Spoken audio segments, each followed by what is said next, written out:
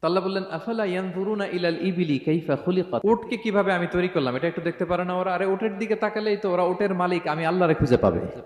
উটের কথা আল্লাহ কেন বললেন? উট হচ্ছে এমন আজীব একটা প্রাণী যেটা প্রাণী বিজ্ঞানীদেরকে হয়রান করে দিয়েছে। আল্লাহু আকবার, আপনি অবাক হবেন উটের যে ফিচার আল্লাহ তাআলা দিয়েছেন। প্রাপ্তবয়স্ক একটা উট একসাথে 200 লিটার পানি খেয়ে ফেলতে পারে, এবং ওটের পেটের ভিতরে একটা স্পেশাল ওয়াটার চেম্বার আছে, ওই চেম্বারে রেখে দেয়, যখন লাগবে ওইখান থেকে নিয়ে নিয়ে বেঁচে থাকে। 1 মাস না খেয়ে বেঁচে থাকে কি করে? ওটের পিঠে দেখবেন একটা কুজ আছে, এই পুরো কুজটা হচ্ছে চর্বির আধার। ওটের যখন খাবার থাকে না মরুভূমিতে, মাসের পর মাস যখন চলে, ওই চর্বি থেকে এনার্জি নিয়ে সে মরুভূমিতে চলে, সে না খেয়েও বাঁচতে পারে। আমাদের চোখের মধ্যে যেমনি একটা পাপড়ি, এরকম এক পাপড়ি দিয়ে উটকে আল্লাহ বানায় নাই, ডবল লেয়ারের পাপড়ি দিয়েছে।